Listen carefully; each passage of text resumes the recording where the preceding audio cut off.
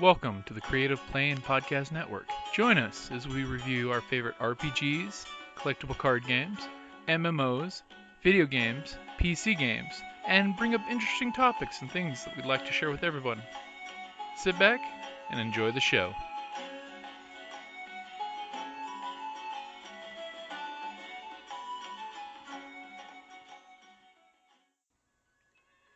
Hi, this is Kelly, aka Trixie from Ragnarok and Roll, a Scion to Ragnarok story, and Tilda Wimblewick from D&D Journey of the 5th Edition. First off, I would just like to say thank you to everyone for listening to our varied adventures, as well as for rating us on iTunes and rpgpodcast.com.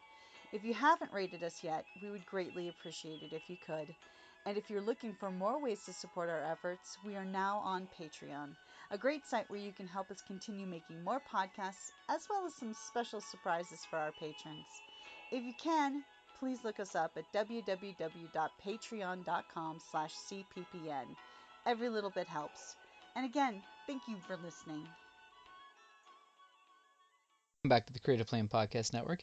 Today I'm lucky enough to have an interview with John Paul Ried, author of Reckless Ambitions, Hello. as well as your newest book, Pivotal Ruckus. Hello. Hi, John. You're the well-known author of the Medford Family Chronicles series that starts with Reckless Ambition, and so far your third book is Pivotal Ruckus. Yes, sir. My first book came out in December of 2015, and I've had two books out since then. And yes, my third most recent book is Pivotal Ruckus, the Medford Family Chronicles, Volume 3. Yes. So, John, first and foremost, I'd like to thank you for being my guest on the show. Why don't you tell our listeners a little about yourself? Okay. I grew up in New Jersey, Montclair, New Jersey, though I'm living now in Phoenix, Arizona. I'm actually a fundraiser for nonprofit organizations, and I've also done some special education teaching as well. 3 master's degrees, and I'm still looking for new opportunities, but I started my company, Palamaran Adventures, LLC, in March of 2015. And I'm delighted to say that I've been having fun running my own company. And I moved to Phoenix about almost 4 years ago now, July of 2013. And I have a exciting story to tell you about how I got started in Dungeons & Dragons. I started playing the game way back when I was only 10 years old in 1975. I played for many, many years. I played all of the editions of Dungeons & Dragons. I'll be happy to talk about that also. But it's quite a story how I got actually into books. Now, my first book, which came out in March of 2015. I think I said December 2015 before. March of 2015 was called Reckless Ambitions, the Medford Family Chronicles, Volume 1. My second book came out in December of 2015, known as Capricious Deities, the Medford Family Chronicles, Volume 2. And my third book came out in August of 2016. So I've been a prolific writer over the last 2 years. Now, I've played many other role-playing games, but I've always ended up doing Dungeons & Dragons. I've always enjoyed all of the editions, so 4th edition was really not very well designed. I prefer 1st edition AD&D, which is the original standby. I love 3.5 edition D&D, and I even enjoy Pathfinder, if you're familiar with that. It's Pathfinder has even more detailed rules, and I'm currently running a game with that right now in Glendale, Arizona. But what else would you like to know, Jim? I could go on forever if you let me. Of course, I love all the editions of D&D, but currently our podcast group is doing 5th edition. And of course, it's a fun thing to go out and look back at the old editions and see how things have progressed. Every edition has its high and its lows, but I've always been a big fan of D&D. Yes, yes, indeed.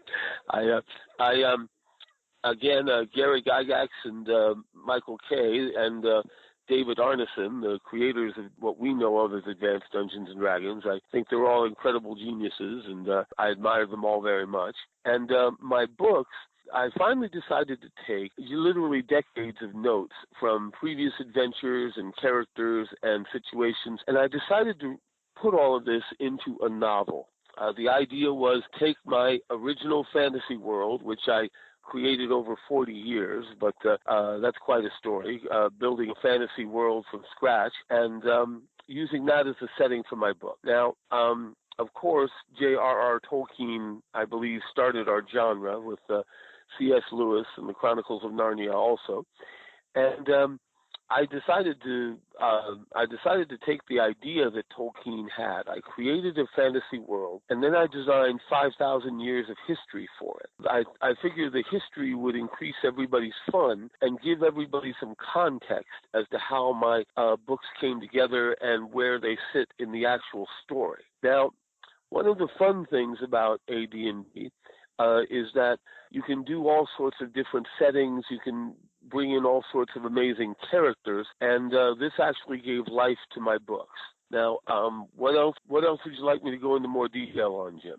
Well, this gets me to my question of what were your earlier ambitions when it came to writing? Who actually got you rolling into actually getting a book done for this? Were you just doing this for a gaming group or just for fun? Who kicked you into actually getting a book going? Well, this is actually rather funny. From 1975 until 2007, I avidly played all sorts of D&D and other fantasy games, and it was in 2007 where I started my teaching career, and I didn't have time for gaming anymore. So I actually sold most of my materials. I wish I had some of them back now.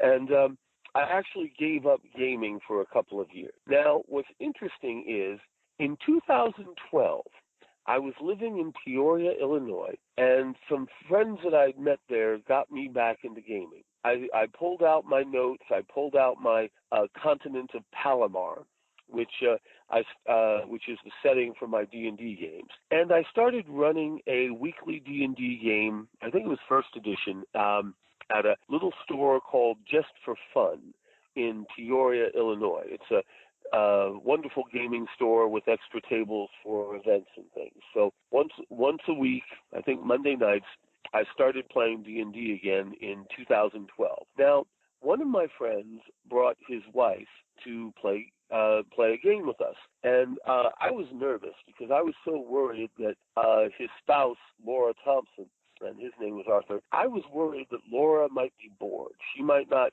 enjoy the game. She might get bored, and then she'd start working on Arthur. You know, why do you spend once a week playing this game? Why don't you spend time more at home? You know, I was nervous about that, and boy, was I mistaken.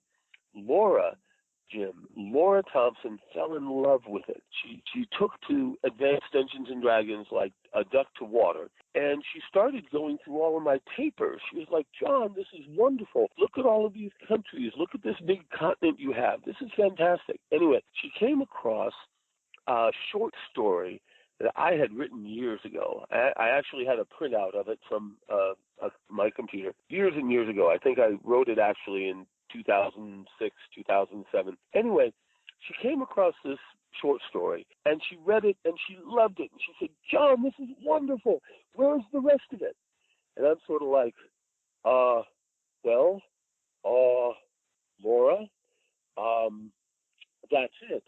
I haven't written any more to it. Yeah. Well, you know the old saying, Jim, behind every great man, there's a great woman urging him on. Yes, urging him on. Well, Laura got me into writing. She convinced me that I had great stuff. I had great ideas. I had great characters. I had the beautiful framework of a whole continent with two other unexplored continents and the Underdark, of course. And I had all of this in my world dimension of Palamaran. And I also had an interesting concept that she just thought was really fantastic. I called it the Game Masters University. This is a university of spellcasters dedicated to searching the multiverse, searching all the infinite multi-dimensions out there, searching for games to play, all sorts of games that would augment and improve their spell powers. And whether you're playing chess or whether you're playing global thermonuclear war, you know, these wizards who travel the multiverse, studying everything from magic to spells to science to technology to build on their already incredible skills. Anyway, Laura and I started writing in 2012. And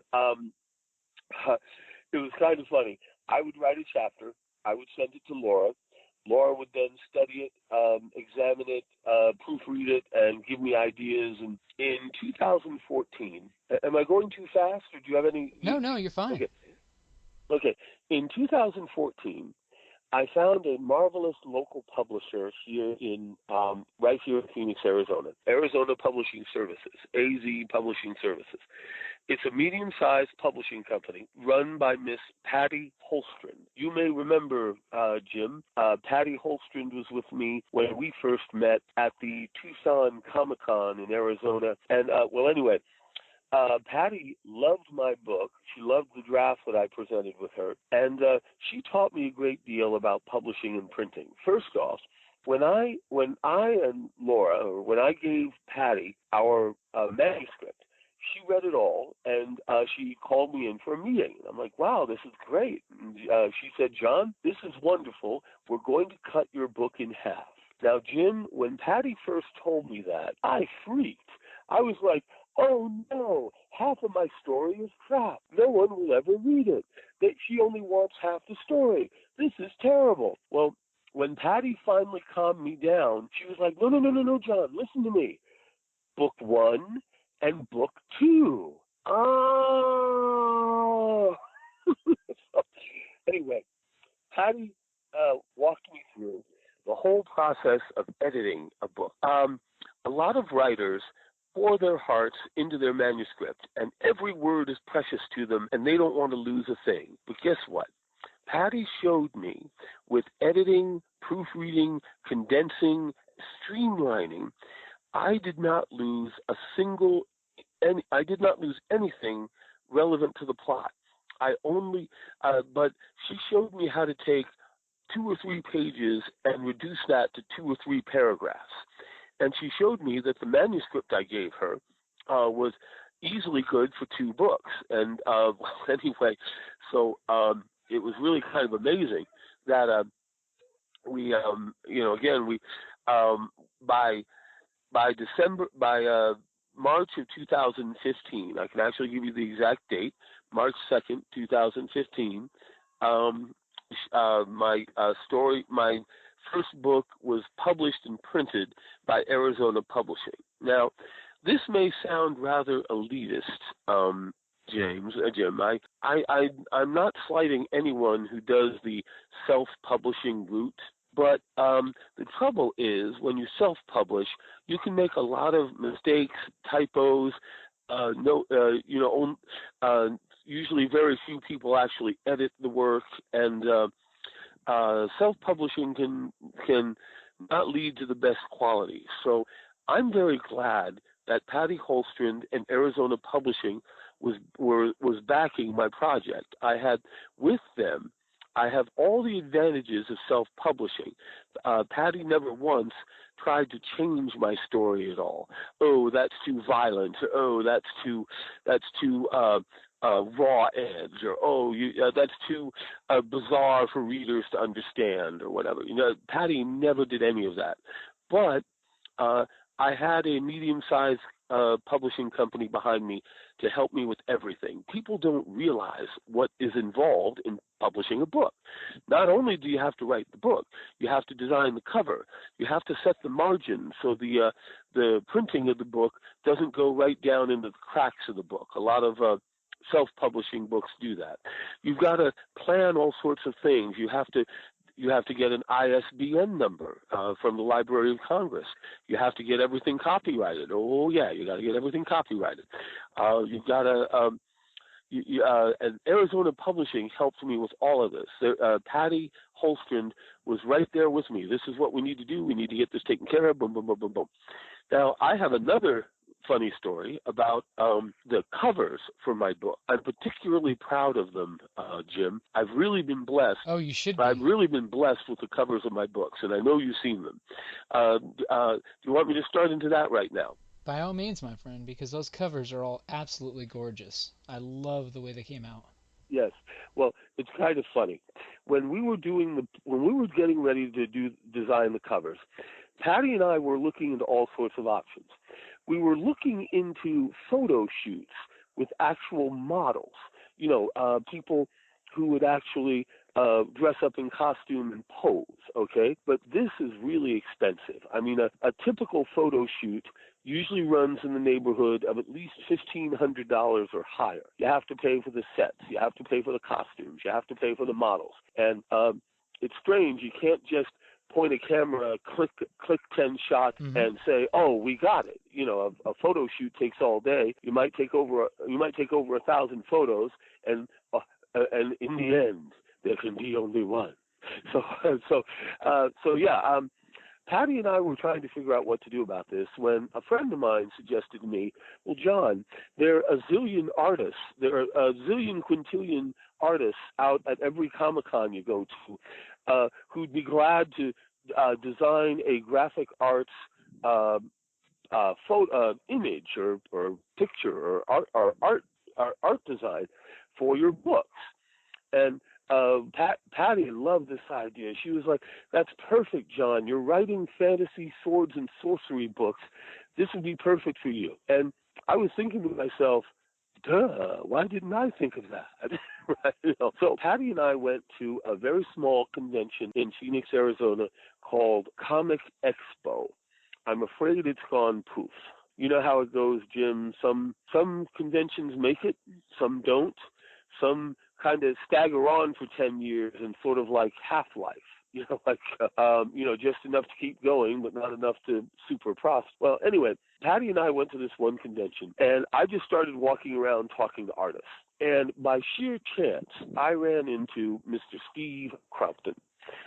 He designed the map for my Palamaran continent, and he was a good friend of mine. And Steve recommended to me two people who were at that convention: Chris Ennett, E-H-N-O-T, I hope I'm pronouncing it right, Ennett. Chris Ennett, who is a marvelous artist, and David Delante, who is an inker colorer. Both of these gentlemen work for Zenescope Comic Books. I'm sure you've heard of Zenescope Comic Books. They're the ones who put out the Grimm fairy tales and Robin Hood with a Y, Robin Hood, the lovely blonde archer wearing green with one mysterious magic eye shooting all these evil monsters. And anyway, when I met Chris Ennett, I told him exactly what I wanted. I said, "Chris, I want to give you a scene from one of my books, and I'd like you to draw a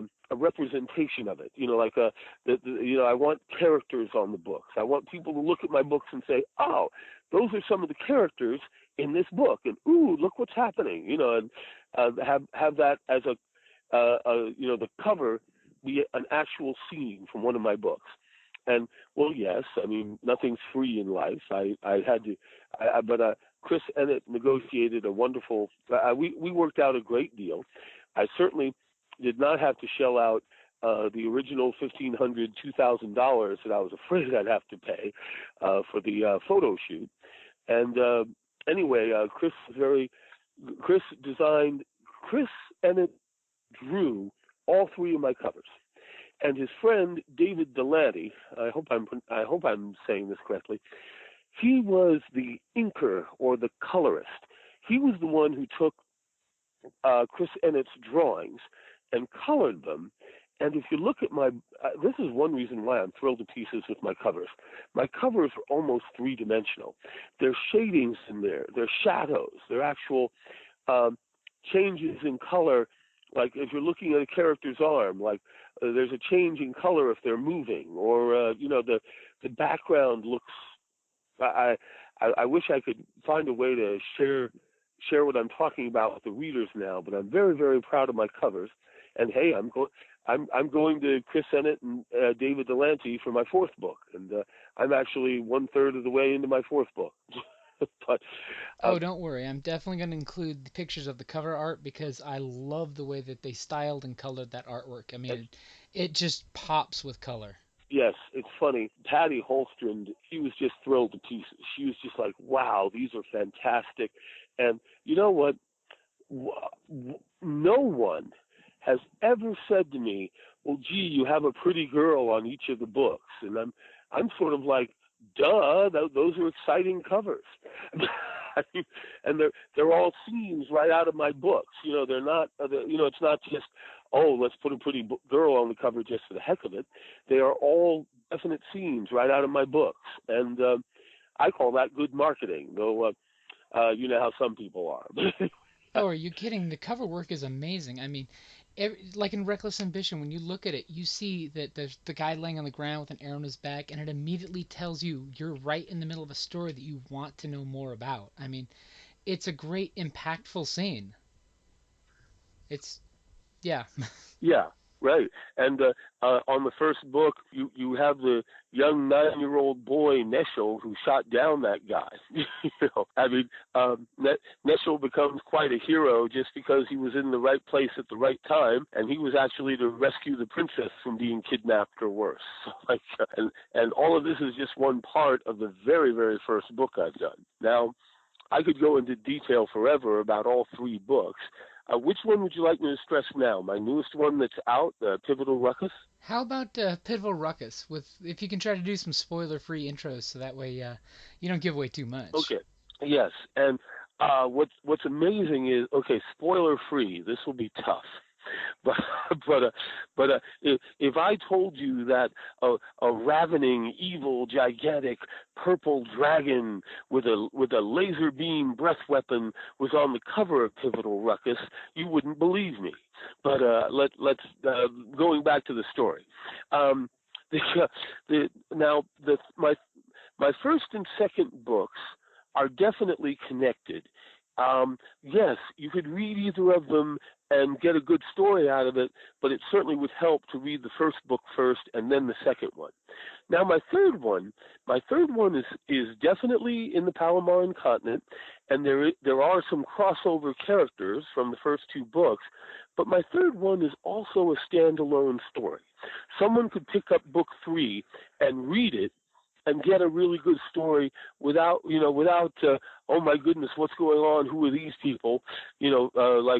Like some books are with the previous books. You see what I'm saying? Now, Pivotal Ruckus is set out in the boonies, out in the 2 forsaken islands. While these islands are only 4 days sail north from the imperial capital, Palamaran City, no one's really taken much interest in them. Why? On the western Forsaken Islands, supposedly, an evil, fearsome, nasty purple dragon lives on the western island, and most of the humans live on the eastern island, in the small town of Baton, on the eastern Forsaken Island. Now, this little town it's out in the boonies, as I said, only about maybe 500, 600 people in the start of the book. And several things happen at once. A huge humanoid invasion armada from the north. This was foreshadowed in my previous books, but this huge humanoid armada fleet is sailing down from the north to attack Palomar. And of course, they're going to go after the Forsaken Islands first.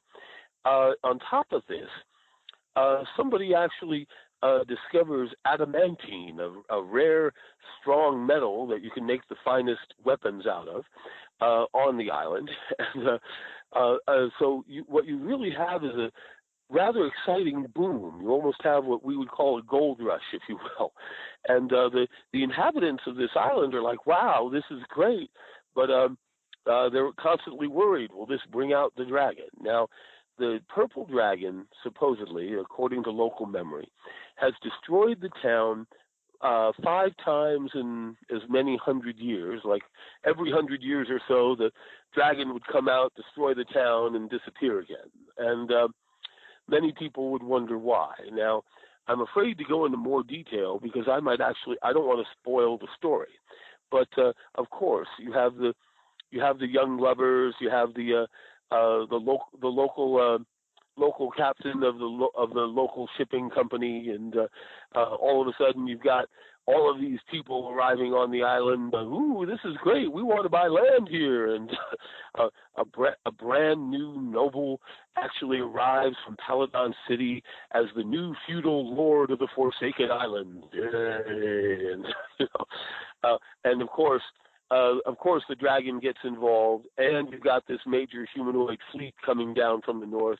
I think I've got a very exciting story. And one of the reasons why the game is actually known as Dungeons and Dragons is because dragons in the original intent were the strongest, most powerful, most magically oriented, most fearsome monsters in the whole game. So in 2/3 into the book, when I have two dragons dueling to the death, that right there brings the house down, even as the humanoid armada fleet is closing in on the defenders. So if I say much more, I'll start spoiling stuff. So, but I will say this, that the two messages I try to convey in all of my books: that faith is a good thing, and that having a little faith in what you're doing, why you're doing it, and how you're doing it is important. And in addition to this, of course, I always talk about the stupidity, if you will, of racism. I believe racism is one of the most heinous evils in world history, and more people have died because more people have been killed because because people thought they were not as worthy as they were to live. And I think racism is the height of stupidity. And in all of my books, with so many different races and species of beings, whenever they seem to work together, things seem to work out right. And these are the messages I try to convey with my books. Now, where would you like me to go from here, Jim? I can go all night if you would let me. So it's true. I mean, from reading the first two, I've yet to finish the third one. The wife still has the Kindle that's got the third one on it. But cooperation is the key to so many things in life. Whenever groups come together and people cooperate, things get accomplished and progress is made. And amazing things happen. Yes, exactly. So from the historical point of view, what draws you to the fantasy genre? Well, okay. One of the reasons why I love the fantasy genre is that it helps rekindle my faith. Every time I look in the newspaper, in the real world, I see terrible, horrible, disastrous things happening. It always makes me want to wonder what could be possible if people had a little more faith, if they tried a little harder, if people were more willing to say, "Hey, let's solve this problem. Let's not just throw money at it and put it on the back burner and forget about it." And I've been maniacal about history, Jim. Two of my master's degrees and my bachelor's degree were all in world and U.S. history. People ask me all the time, where do you get such inspiration and plots for your books? And I keep telling them, all those boring history books that you didn't want to read in middle school or high school. Okay, George R.R. Martin, God bless him, the guy who handles the Game of Thrones books. He does the same thing. You go through wonderful history books, history of the Roman emperors, a history of Scotland, a history of the czars in Russia. I mean, my goodness, you can Chinese emperors. You can get books and books of materials that you can add to a fantasy world to give it that rich detail. What draws me to the fantasy world is, I think, you can bring in almost any genre. With time travel, interdimensional travel. I mean, you could have a Game Masters University wizard begging his superiors, "Oh, can I drop that nuclear bomb on him? Can I?" I'm foreshadowing my fourth book a little. Let's play interdimensional thermonuclear war. And the computer responds, "Would you not like rather to play a game of chess instead?" Okay, right. Anyway, but yes, I see great potential in the fantasy genre. Now, it is true, Jim, I admit it. The fantasy, swords and sorcery, science fiction genres are the most crowded right now. Everybody wants to be the next J.K. Rowling or Isaac Asimov, but there's an infinite variety in these books. Now, I want to get philosophical with you a second. And I mentioned this, I think, in my second book, in the author's afterword. Very dangerous when the author shares his thoughts. But when I was a boy, one of my dearest friends, Mark Elfenbein, he had a huge house, and yes, you could almost in this house you could almost expect to find a wardrobe in every room that would take you to Narnia. Okay, but you're going to laugh at this. His bathroom fascinated me. Now, why? In his bathroom, he had 3 or 4 mirrors, all angled around the sink. And if you stood washing your hands or face in the sink, you could look to the right or to the left, and you could see at least 50 of you different angles staring at everybody else. You see what I'm saying? Infinite possibilities. Right. And I used to say, hey, look, there are 50 other John Reeds and 50 other parallel dimensions all working together for stuff. Anyway. And I love stories of the multiverse, what I call the multiverse, multiple dimensions. Michael Moorcock and his Elric of Melniboné series has been a big inspiration to me. Good heavens, C.S. Lewis and the Chronicles of Narnia. And hey, people ask me all the time, one last thing about Game of Thrones with George R.R. Martin, who I admire very, very much. People ask me all the time, are your books like Game of Thrones? And my response is, no, I don't kill off all the characters. It's not all doom and gloom and despair and we're all going to die. And, I try to have some humor. Not all of my characters get happy endings, but a couple do once in a while. I mean, I look for that detail. To maximize everybody's fun, Jim, you've got to have detail in a story. Like one detail, of course, I've got the typical tavern, the drunken kitty cat tavern. And a detail in there is that, okay, if you get so sloppy drunk that you fall over and pass out, the locals would say, aha, that person has fallen down next to the cat again. Because that would be a local euphemism for just getting so drunk you pass out. So it's that kind of detail that makes books fun and makes people laugh. And once in a while I'll have in the background to the Titan twin bouncers, these half ogres who try to pretend they're humans. Oh God, hey fellas, you got to toss out Rob Jenkins. He's fallen down next to the cat again. I can have this as an aside with some other major plot in the offing, and readers reading my books would after it's presented the first time, they'd be like, oh yeah, so that guy actually passed out from drinking too much. Oh dear, It sounds silly, but it's this richness of detail that makes a book fun. And Jim, I wanted to write books that I would enjoy reading. My books are intended for ages 12 and up. My books are definitely not erotica. Most of my sex, I think, is off camera.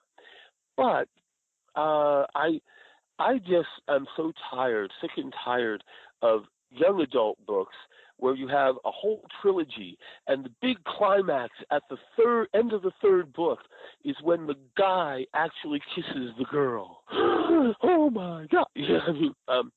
I'm tired of that. There's a sexual element to my books. Hey, if you're a hotshot warrior and you suddenly run into a pretty damsel, you're gonna be like, wow, she's stunning. Now, granted, yes, I have sex in my books. It's not overdone or shocking. Another reason why I think my books are for 12 and up is I do have some intense battle scenes. One of the big traps, and so far I've managed to avoid this, but one of the big traps in many fantasy books, I think, is when it all boils down to a sword fight between the good guy and the bad guy, whether it's a lightsaber duel or a sword fight. You've got this, gee, I wonder who's going to win. Of of course everyone knows who's going to win when you've got the good guy fighting the bad guy in a sword duel. Somehow, Jim, I've always avoided my books relying on a sword fight at the end. It's always something different. It may be a huge battle. It may be a sea fight. It may be like many different sailors slamming away at each other with one. I'm not afraid, as you know, I'm not afraid to kill off a character or two if it's dramatic and relevant to the story. I do not kill off characters for no reason. I think you'd agree with that. Oh, definitely. But It's all... when I kill off a major character, it has a huge impact on everybody else, and everybody else's, wow, it changes their quote-unquote story lives, and they have to deal with this. Oh, definitely. I mean, when death happens, it's an organic transition, and it's actually felt and rippled through the entire fantasy. It has meaning. Right. Do you remember my second book? Let me give an example on this. My second book has a very sympathetic and well-loved character. My publisher, Patty Holstrom, was furious at me when I killed him off. But I have this character, General Paul Tennyson. He's the best friend of the new emperor. I mean, these guys grew up together. They adventured together. They went through the ranks. They are it for Palamaran. Now, here's the problem. His best friend asks Tennyson to arrange the young Nick Armand's murder. And Tennyson is thinking to himself, I might be the uncle or father of this guy. I don't quite say it this bluntly until later. But the idea is that he's agonizing to himself. Do I follow my orders and obey my emperor and my country? Or do I commit filicide or nepoticide or one of the other sides? I mean, the immortals hate all of family murder and family betrayal. What do I do here? It's that kind of presenting my characters with moral dilemmas. Like, oh crap! Either whatever I decide, I lose on this. This is the stuff that I think my books are incredibly strong with. And it's funny, in this particular story plot, and I can say this without spoiling anything, when Tennyson refuses to kill Armand, Armand, of course, is a young Imperial Guardsman messing around with the Emperor's lovely daughter. And anyway, well, put it this way. In the Judeo-Christian Bible, many people know the story. I'll put it this way without spoiling anything. Many people know the story of King David and Uriah the Hittite. King David wants Uriah's wife, so he orders people to place Uriah in the forefront of the hottest battle and then retire from him so that he's slain, right? Well, I was thinking, let's turn this around a bit. What if Uriah the Hittite, or in this case Nick Armand, what if he survives the attempt and suddenly finds himself in charge of the whole army and discovering, hey, the emperor tried to kill me? What would happen?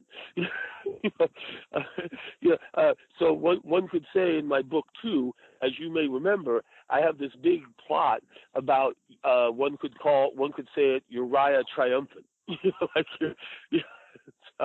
Well, and let's not forget, your soldiers seeing you survive through a horrible situation that they know it's going, that can cause kind of a martyrdom. Yeah, yes, it can.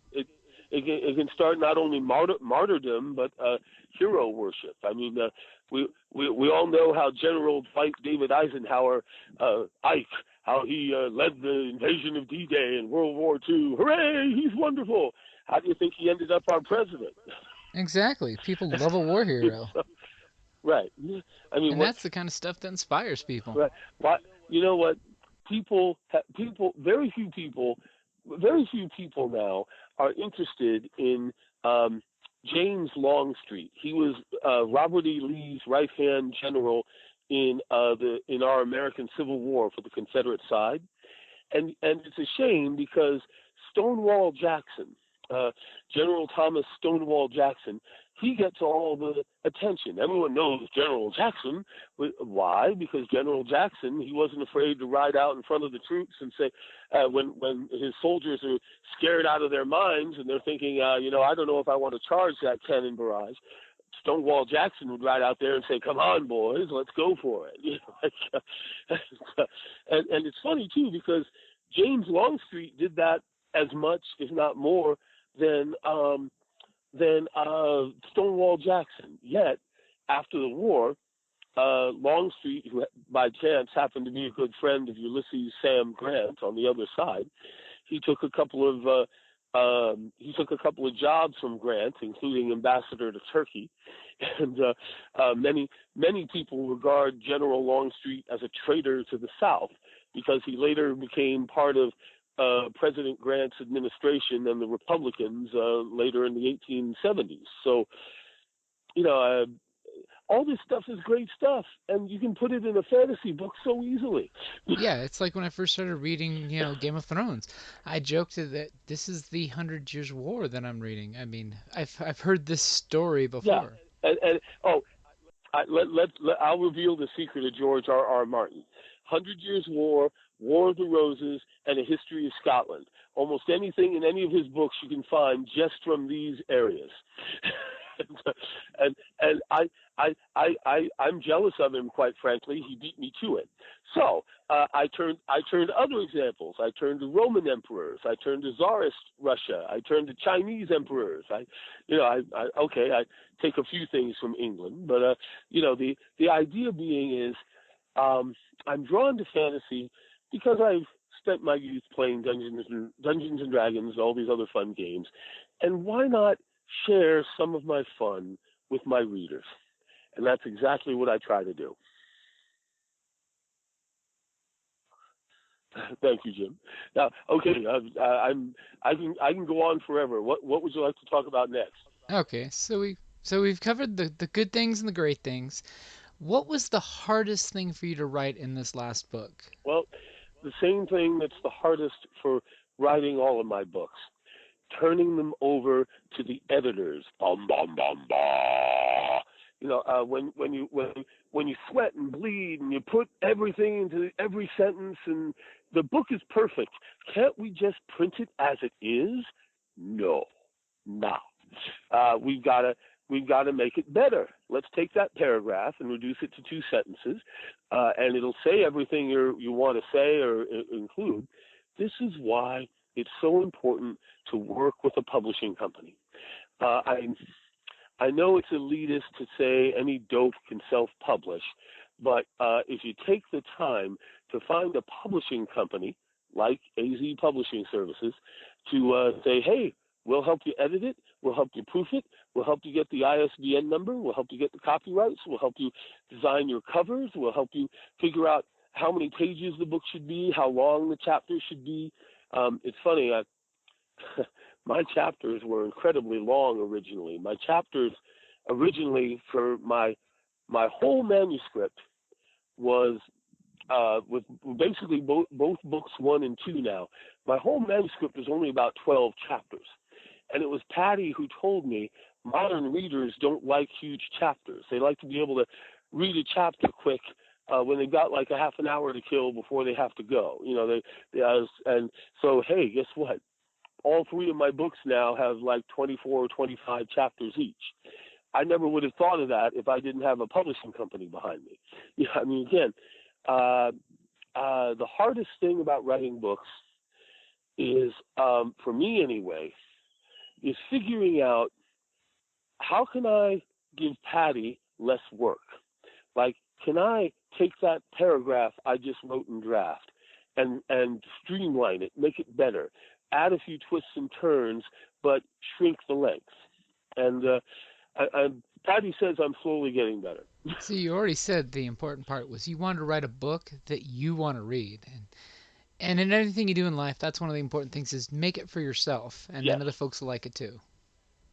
Yes. I wanted to write books that I would enjoy reading. And again, having the big climax where the 12-year-old boy finally kisses the 12-year-old girl, or the final sword fight with Luke Skywalker and Darth Vader. Gee, I wonder who's going to win. I mean, I thought that the first time I saw Return of the Jedi back in 1983. And well, yeah, I mean, again, I wanted to write books that I would enjoy reading. Keep the readers guessing. Of course, there's always room for sequels. Right? I mean, you can take any plot line from book 1, and you can see how it goes into book 2, and you can see how I even pull some of those for book 3. But the idea is, yes, you want resolution. Yes, you want a big, shocking, smashing finish at the end. But try to be different about it.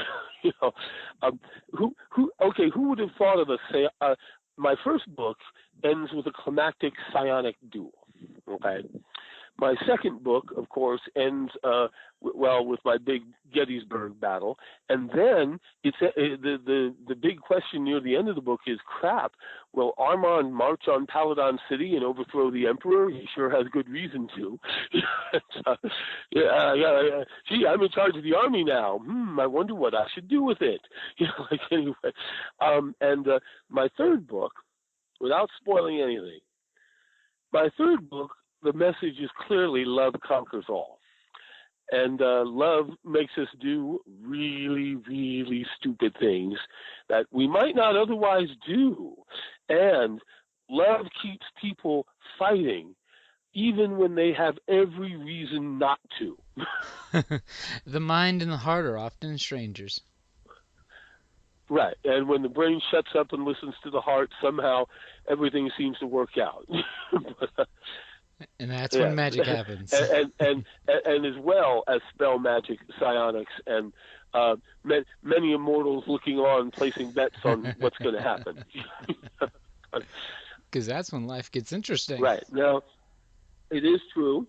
I can't resist a joke once in a while if something reminds me of a famous movie. In book 3, I have without spoiling anything, with book 3, I have a drunken, no-account local cleric that, sure, everybody asks him to do funerals, do marriages, do christenings, but half of the island kind of laughs at him at points, like that's the preacher, Well, put it this way.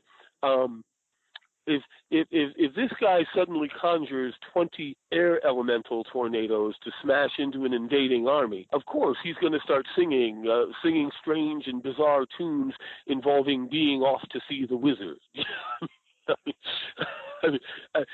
At one point, I have this cleric stopping and actually hitting himself on the forehead. Wait, wrong dimension. Nobody here would get the joke. Fine, everybody just die.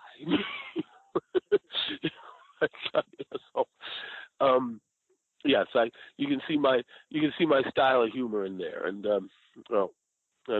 I think in book 2 I finally do my famous count quotes, like, being a count of Palamaran, one should take that into account, and one should be held accountable for all of the accounting that one does for their count. I do stuff like that in the books too. Yes, and I do this because, hey, I'll tell one last thing I'd like to say on this, on Jim, and please don't laugh. But someday, when I'm dead, and everything else I've ever done in waking life here is dead and forgotten by my nearest and dearest, someday, 250 years from now, some graduate student with the Library of Congress will be recataloging books and reorganizing microfilms, and even putting whole books now. They actually take ebooks now and record them. He's going to be reorganizing all this stuff, and he's going to come across my 3 or 4 books, hopefully 25 books. I hope I'm not planning on dying anytime soon. But anyway, this graduate student 250 years from now is going to come across my books. He's going to see the covers, and he's going to say, wow, these look pretty cool. Now, yes, he might just reshelve them, I don't, but at least for that one instant, I'll live again. So yes, I believe writing books is the way to immortality. Oh, heck yeah. I mean, just looking at any library, that's a truism that writing is immortality. Yes, and the thought that somebody might actually read my book 250, 500 years from now, that to me is like, okay, it's worth doing. Oh, heck yeah, that's hugely inspiring. Now, I'm always looking to promote my books. You can find my books anywhere on Amazon under my name, John Paul Ried, Ried, and I have a website. I'm on. My books are available on Kindle and ebook, and you can actually order my books from any local bookstore with my name, the title of the books, and the ISBN number. Ingram Distributors, they're tyrant monopolists, and they work with Amazon, but they're the ones who do all the distributing for all the major bookstores all over the world. It's kind of scary. But yes, I've had a couple of readers in Australia contact me after reading book one. Where's book two? Where's book three? Well, anyway, but yes, you can find my books anywhere on Amazon or on my website, www.palamaranadventures.com. Palamaran, that's Palamarran, palamaranadventures.com. I did that from memory, yeah. Oh, and by the way, you'll be glad to know that on Amazon, all 3 of your books still are sitting at a strong 5-star review level. So remember, folks, go out and review your author's books. Yes. I thank you for mentioning that, Jim, because I have a problem. It's kind of funny. I'm proud to say that in the last 2 years, I've sold over 1,500 books so far. I'm building a readership. People are enjoying my book. Every now and then I get an email note from somebody saying, hey, is book 4 out yet? But guess what? I've only had about 20 reviews on Amazon. If I can get 50 reviews on each book, I get free advertising from Amazon. So I would say to everybody, if you read my books, please go to Amazon, give me a star rating if you don't want to write a book review. That's fine. I know, I've got lots of friends doing the same thing, that it's really hard to get feedback, and if you really want to support someone, please go to Amazon, support them by giving them reviews and things like that, because Right. the algorithms nowadays require people to have reviews in order to be advertised and sent out there and shared with the world. Right. And again, I'm always looking for new ways to market and distribute my books. I sell them at conventions I attend I sell them for 25% off. I sell them for only $15 a book, and I always autograph them when someone does this. So my books are usually $19.95. You know what? Even getting a barcode, people don't realize this. Even getting a barcode for your books, that takes a lot of work.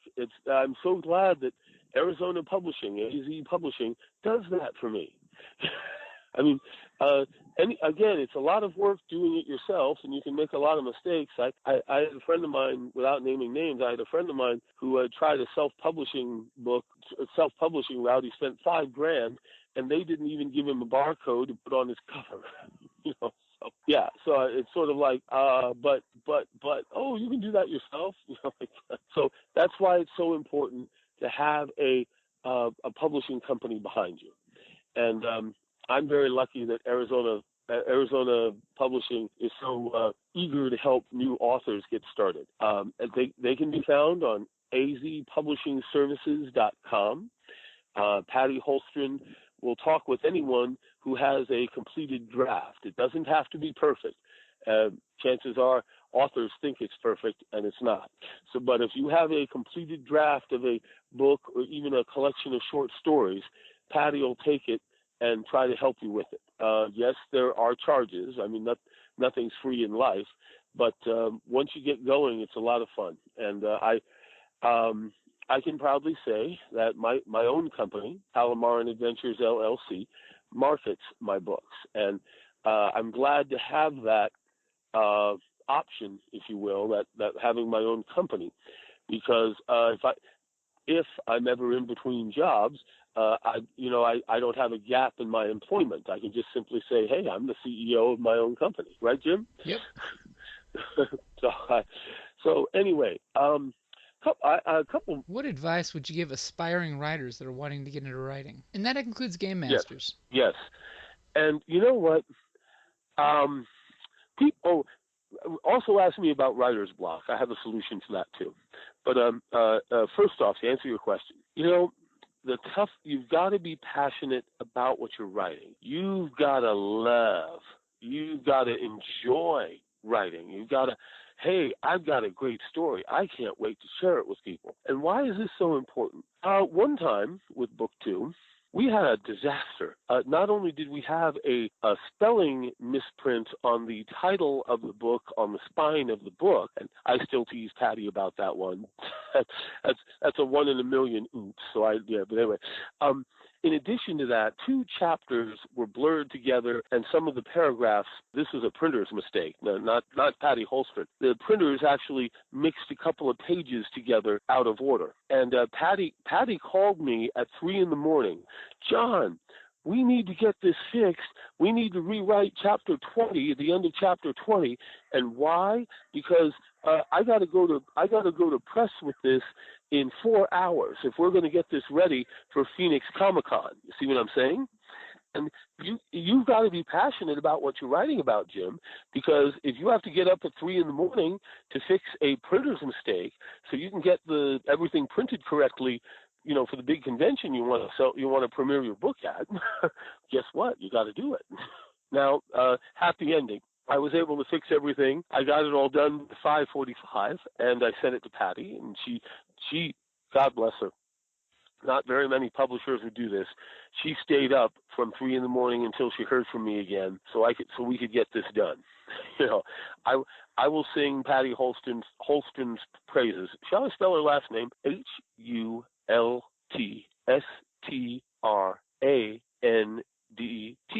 Holstrand. I think I got it right. But yes, without her help, without Laura Thompson's help, without some help from some others who become beta readers for me, it's great. I have 3 friends: Laura Thompson, Pam Noyes, and John Enfield. These people, when I write a chapter, I send it to them. They always get back to me with ideas, comments, proofreading, and hey, John, you've got the monster killing the character. You switch that. Oh, okay. So well, anyway, but they're wonderful people, and they help me every bit of the way.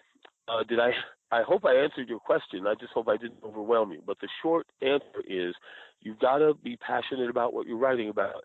So you can get up at 3 in the morning to deal with a printer's error or, whatever other, wherever you go, whoever you work with any publisher, there's always some sort of disaster to fix. So you got to be willing to drop everything and fix it. I mean, so I hope that makes sense. It does. Thank you. And it also sounds like an important thing is to surround yourself with awesome people. Well, you know what? There are a lot of awesome people out there. And that's why it's so important to work through a publishing company. Because if they like your writing, if they like what you're doing, if they're behind it, and if they support it, you can accomplish miracles. I never dreamed I'd have 3 books out in only 2 years. I thought once I got my first book out, okay, let's see if it sells.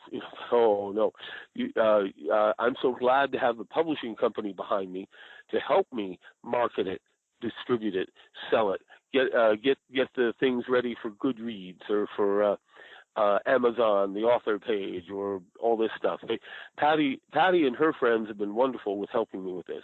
Now, do I have time to talk about writer's block? You do. I was just going to remind you about that. How do you deal with writer's block? Okay. Well, what's really funny?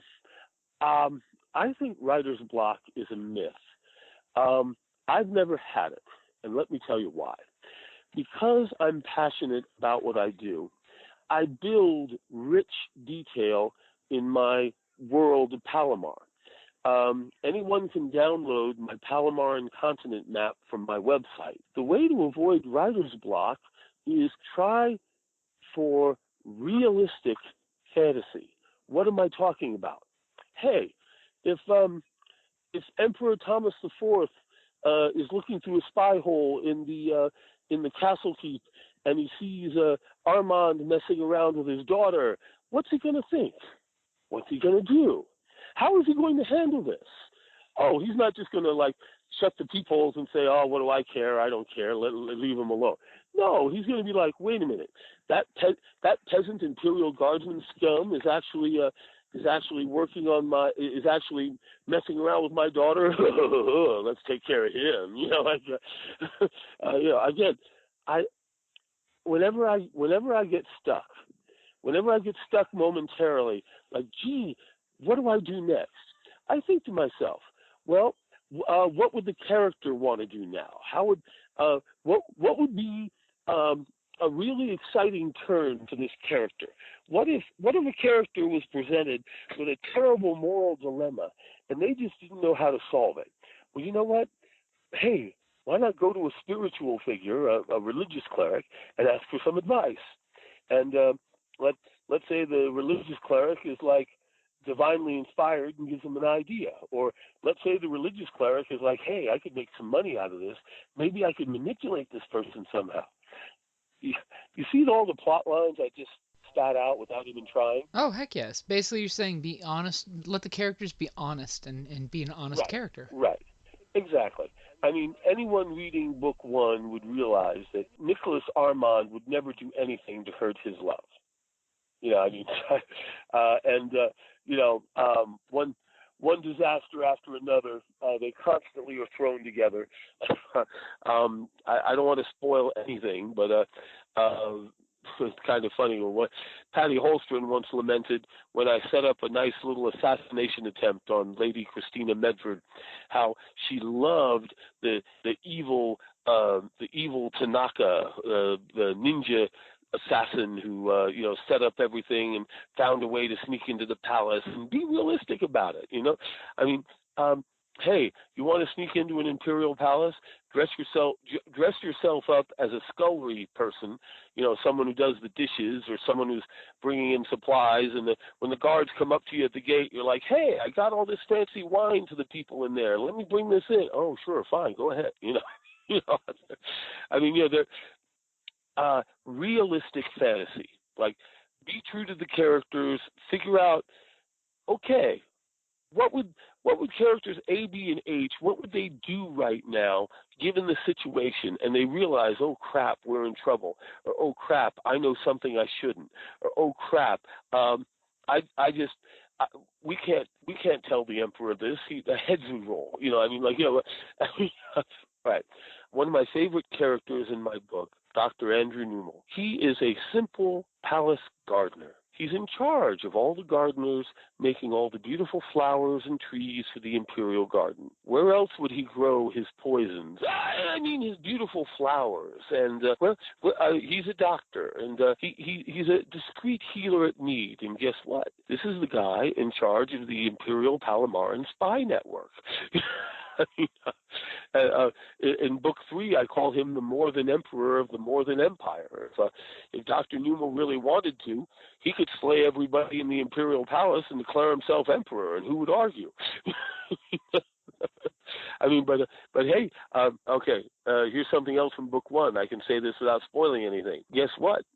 If your brother's cousin's uncle's father's brother-in-law's nephew is a courtier in the Zemlon temple complex, and you're looking for spies there, well, guess what? You find a way to get the brother's cousin's uncle's mother-in-law's son's brother. You find a way to give him some silver and say, hey, I'll keep giving you silver every month if you just tell me what's going on there. Sure. You know what I mean? One of my favorite characters in literature from actually Star Trek Deep Space Nine is Elam Garak, the Cardassian tailor. Just as he was just a simple tailor, Dr. Newell is just a simple gardener. You know, anyway, one of the favorite lines that I remember Garak saying, and I put it in the book. I put it in the book somewhere. I think it's in book 1 even. Sometimes the truth is merely an excuse for a lack of imagination. He was a great character on that show. Yeah, right. And what are you talking about? I'm just a simple tailor. Would you like me to fix those pants? and, then when you see Garrick entering into the computer like top level Cardassian computer codes, yeah, you're like, gee, how did you know that? Oh, just pure luck. I just thought you'd appreciate this on an aesthetic level. Okay. I oh another element of Dr. Newmel in my world besides Elam Garrick. Okay. I love the Firefly show and the evil character Nishka. I don't know if you're familiar. You pay too Yes, much. exactly. Like now we will get to know the real you. Yeah, I mean, Dr. Andrew Newmel does not enjoy torture. He does not torture people for no reason. He's just a truth seeker, and he wants to find the truth. And you will tell me, sir, what the truth is when we are finished. Again, I build on all of this. And one of my favorite characters in the book, if you remember, Susan Raintree. She's the granddaughter of Dr. Newmel. She's constantly wondering, do we really have to do this? Can't we be a kinder, gentler organization? And Dr. Newmel is basically saying, but we found out the information that saved 3 of your friends' lives. What's the problem? It's the fastest way to the truth. You just have to do it. Right. Now, some people think that's the height of evil, but every state, every government, anywhere, they you cannot rule unless you get what you need to know. Yeah, every organization like that has somebody that does that job. Right. And not only that, Mr. Spock, of all people, gave the perfect reason for this. The needs of the many outweigh the needs of the few, or the one. So guess what? If you're the one and you know something that will save many people, and you're a little reluctant to tell Dr. Andrew Newmel, he will find ways to persuade you. And of course, I use both carrot and stick many times, and sometimes the carrot is much more effective than the stick. So, but anyway, okay.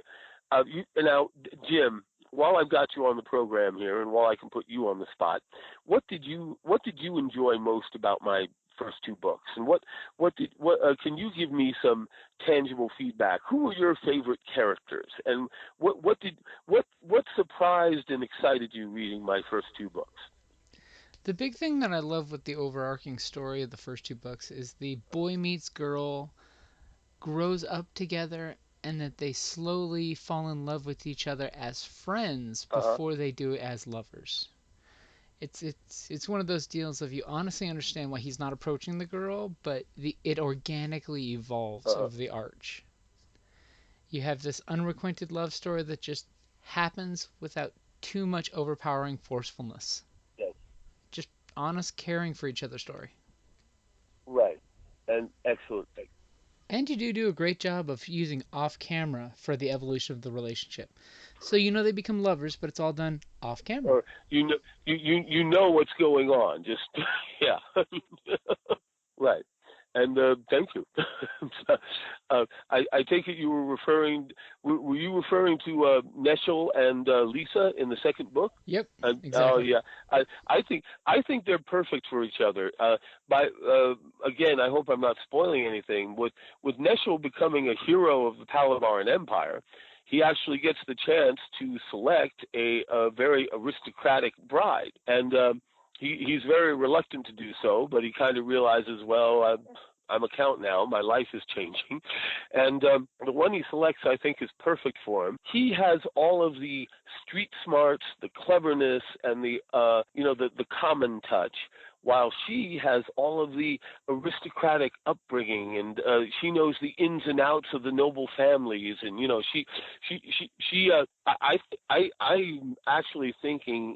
I'm actually thinking of writing a book with both those characters ruling their city and their province.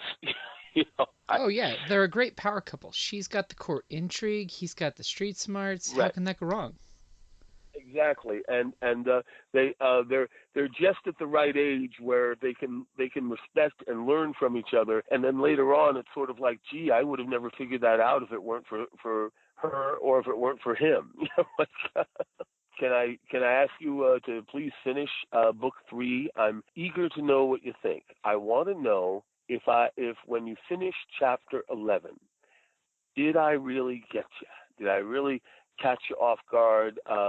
A lot of people have been like, wow, I did not see that coming. Some of them have been like, I knew there was something going on with that character, but I wasn't quite sure. And hey, not only that, I have chapter 16 and chapter 20 in the third book are also very notable. I'd love to get your feedback on the third book when you finish reading it, Jim. Oh, you can definitely count on that. I mean, we always chat on Facebook all the time, so I'll definitely get you my feedback, my friend. Oh, yeah. And I am going to be at amazing Las Vegas Comic-Con in June. For various personal reasons, I may not actually be at Phoenix Comic-Con in May this year. I may have to go out of town. It's kind of a long story, but you know how it goes when there are weddings and funerals and families and stuff. So, yeah.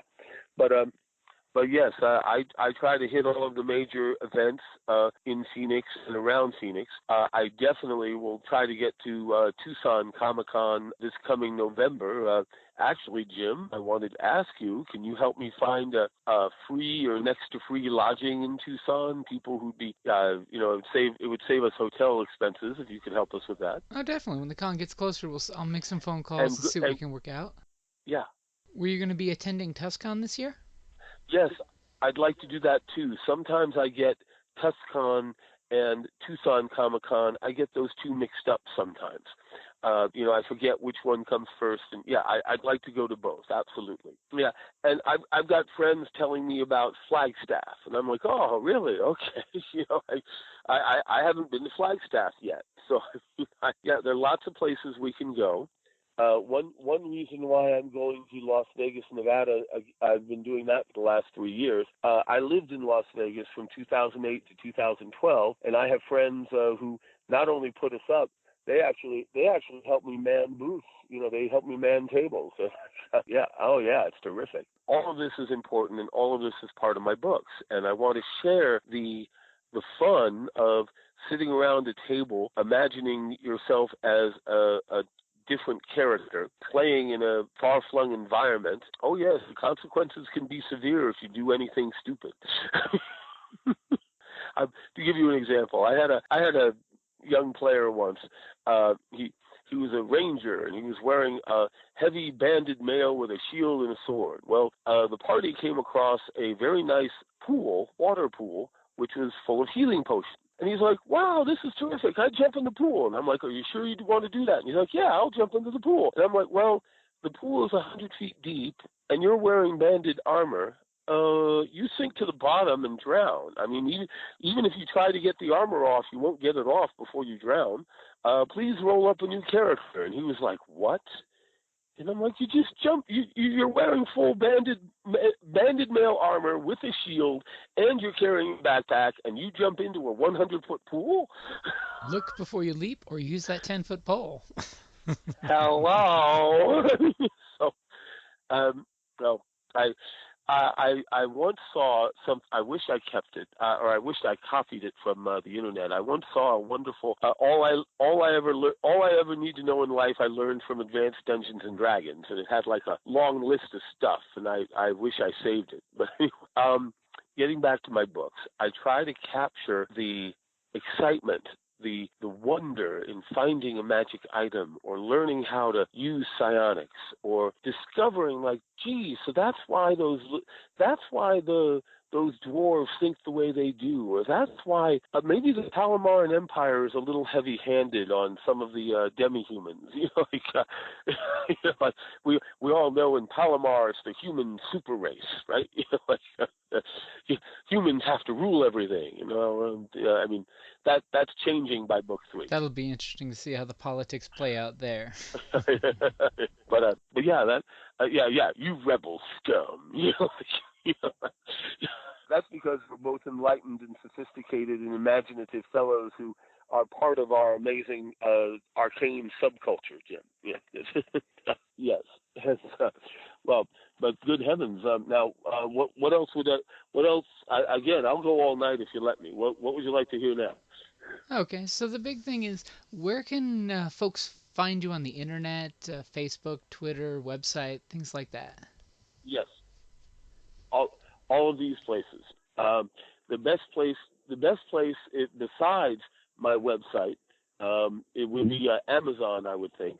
Not only can they order my books from paperback editions, they can also order the Kindle and the e-books and the electronic book. Of course, they can find them anywhere. And as I said before, my books can actually be ordered through Ingram distributors, thanks to Arizona Publishing. My books can be ordered from any local bookstore if you have my full name and the titles of my book. Let me review all that. My full name is John.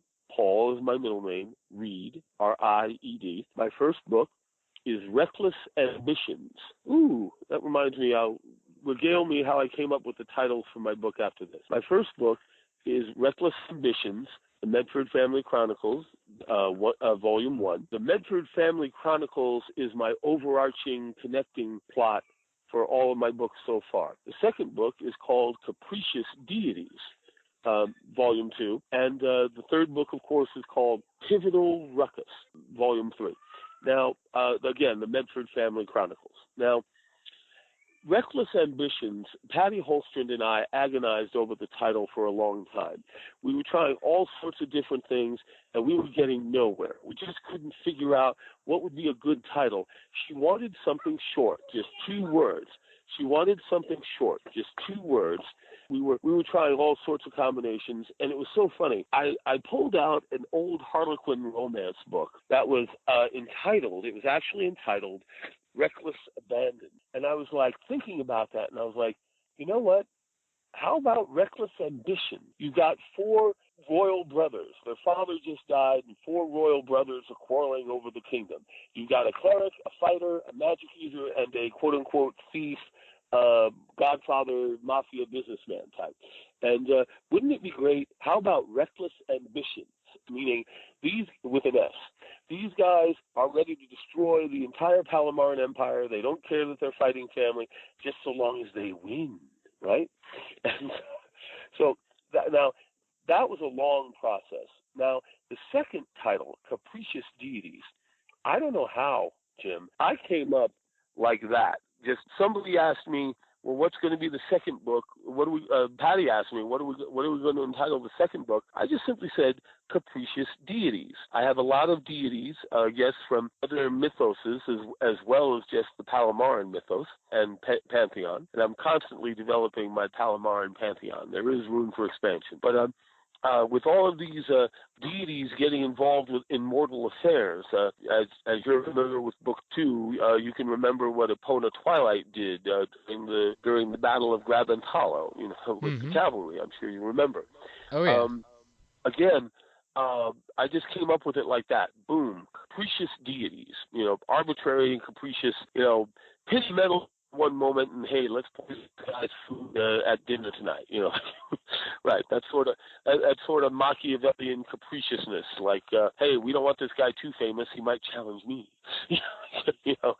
Anyway, but okay. The third book that came out relatively painlessly, but we were trying everything. I wanted Awesome Invasion, the Invasion Armada, or and then we were trying all sorts of things with dragon in the title, like Dragon's Heart, Dragon's Hope. I even came up with a long title. I wanted to call it a local dragon's tale, Tail, at the end. But Patty and I, we kept working on it, and we came up with Pivotal Ruckus, meaning it's very, very important. It's continent and world-shattering events, but they all happen around these local yokel of islands. So ruckus, like having a ruckus at the local tavern, right? A brawl or whatever. Pivotal Ruckus. We came up with that one. Now, do you want to hear the title for Book 4? That a very dear friend of mine just gave me right off the top of her head. Oh, heck yeah. She was a landlord for me last year, and her best friend is my landlord this year. Jen Zepio and Brittany Voigt. These 2 ladies are wonderful. Brittany Voigt We all call her Bree. She's actually she actually played one of my D&D characters, and I'm putting that character in the book. and, and she's got a major part. And by the way, Jim, I'm excited about one thing. With my fourth book, I'm finally doing it, Jim. I'm finally doing a dungeon crawl in the fourth book. So we got the Dungeons and the Dragons. I finally have a party of adventurers going underground to fulfill a quest. Now, that only covers about a third of the book. I have other things planned, like the Big Nine Hells attack on the Game Masters University. And well, anyway, the fourth book is entitled, ready? Academic Mayhem. Nice. Academic Mayhem, the Medford Family Chronicles, Volumes 1. And it centers on the Game Masters University. Originally, I wanted to entitle the book The Game Masters University Freshman Student Handbook. But that, Patty didn't even have to tell me. Even I knew that was too long. But yeah, Academic Mayhem. And that's going to be the fourth book. Very nice. I could definitely see the Game Masters Academy having something to do with something. And hey, again, Jim, yeah. What else would you? I mean, again, I'll talk all night if you let me. I'm thrilled that you're indulging me like this. I'm actually outside. I'm outside the home I'm staying in right now. Some of the neighborhood children are running around and playing and stuff, and I wanted to be somewhere where it's nice and quiet, where we could chat a bit. What else would you like me to go over now? How about shout out for your gaming groups, because I know they're pretty important for you. Yes. I've been very fortunate. For 2 years, I've run a game at Imperial Outpost Games in Glendale, Arizona. Darren Johnson is the owner of the store. Now, I have to confess, Jim, currently I'm not running any games right now. I am running, well, not quite true. I am running a very small private game for my landlady, Brittany Voigt, who I mentioned. Her boyfriend and one or two other friends, and we do play on Monday nights. But once I complete book 4, which I expect to complete within the next 3 or 4 months, and once I'm making a transition from one employment to another. Once I'm more established with that, I should be running again another gaming group at Imperial Outpost Games in Glendale, Arizona. Darren Johnson is the owner, and Darren and I were actually talking about Tuesday nights. And so again. There are plans to start up my gaming group again. Now, sometimes I do first edition D&D. This private game I'm actually doing Pathfinder. I have played in 5th edition D&D. What I like about 5th edition D&D is it's much better than 4th. Don't get me started on 4th. But 5th edition D&D actually returns a lot to their original roots. With first edition, and I found 5th edition very, very comfortable, and I like the design. I like the skills and the feats are great, but they're not like over 1,000 of them to pick from like there are in 3.5 or Pathfinder. I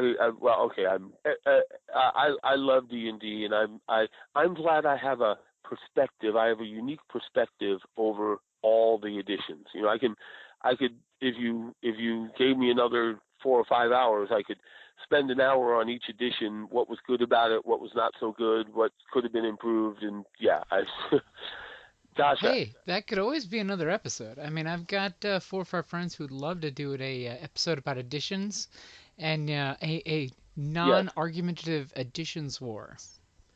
Because everyone's, and when it comes to 5th edition, everyone loves the disadvantage system. But hey, we can definitely see if we can get something else scheduled to have an edition wars. Excellent. One thing that broke my heart about 2nd edition AD&D, they wanted to get away from devils, angels, and demons, this terminology that was freaking out all of the right-wing conservatives, church people in the 80s. So, of course, you have tieflings now. Instead of demons, I mean, okay, but now with 5th edition D&D, they're returning to all of that. So I'm like, yay! Yeah, they're back to everything can be used again, which is nice. Right, exactly. And anyway, Jim, good heavens, I want to thank you for. I hope you can make sense out of everything I've said and put it together in a nice presentation. I have every confidence in you. I just hope I haven't been too random or too long. Oh no, you've been fantastic, my friend. I mean, John, I love talking Well, with you. one other thing I'd like to say. Um, some people ask me about my own views on things, and I get into so much trouble. I'm probably one of the few last manifest destiny Americans who want us to unify the whole planet. But even aside from that, yes, I'm Christian. Yes, I'm Presbyterian. That's Protestant, mainline Protestant. And yes, I'm a gamer. This might sound really very strange for me to say, but one day I hope to end up in heaven. And guess what? If Jesus Christ wants to play in my game, I'd be thrilled. That's I'll help him awesome. roll up a character.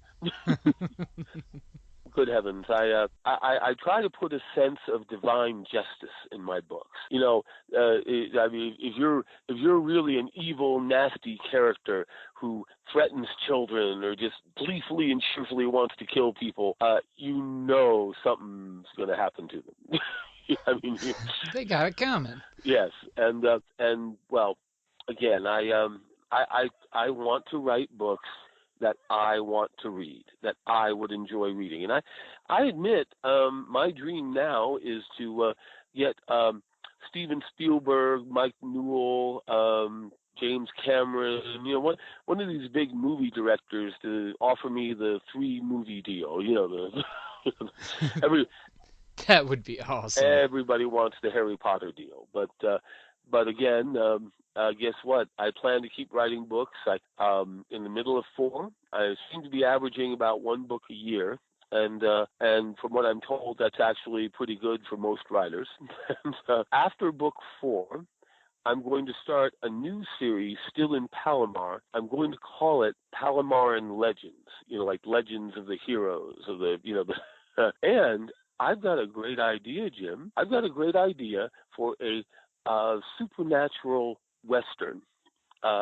Wouldn't it be fun? Yes, I know this has been done before with vampires and werewolves running around in wild west towns with 6 guns and stuff like that. But wouldn't it be cool to pull in things like succubi or psionics or wizards, and suddenly they find themselves defending a small town from a evil demonic attack or something like this? Or I'm thinking ancient Mayan deities trying to rise up, and oh gosh, the whole mountain is shaking. We got to do something.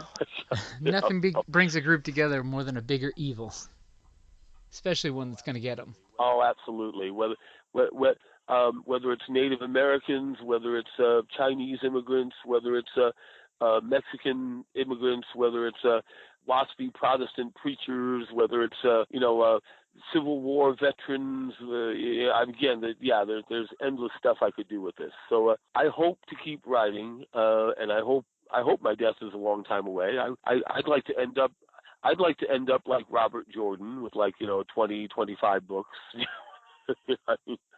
But hey, Jim, I want to thank you so much for letting me come on the show here. Please send me the link for this as soon as you get everything together. I will promote it everywhere. I think I'm pretty good at that on Facebook and other places. Oh, you are super supportive of the artistic community, so I have no doubt about that. Yeah, I'm just so afraid that some places are like, oh no, John again is sharing something. I'm the same way. But hey, I'll let you get going, Jim, and I just want to leave you with this one last thought. That I would say this to any writer: you got to be passionate about what you're writing. You gotta just stick at it. You can't just write a chapter and drop it for 3 or 4 years. That's because if you do that, chances are you won't return to it. You got to find something you just can't wait to share with everybody and write about that. Well, thank you Absolutely. very much for that, John. I mean, seriously. And thank you for being my friend and being on the show. Absolutely. And I'm honored and thrilled and honored to be your friend, Jim, and Kate. And please, I beg you, finish book 3, and call me with some more feedback on it. I'd love to know what you think, and then I'll tell you about a real surprise on the cover of book 3. Oh, that's a good teaser. That's Yes, going to motivate me to hurry up and get back to you. yes, and I don't want to spoil anything, but look, when you finish the book, you'll look at the cover in a new light. Well, John, I just got to say thank you very much for being on the show, my friend. And everybody, check out John on Amazon, on Facebook. I mean, John is a great guy. His books are awesome, great reads. You know, one of these days we got to get together and have a D&D game and get that out. We'll probably have to fight over who gets to GM that game. And everybody, thank you guys for listening, and have a great week. Everybody, keep writing and keep playing D&D.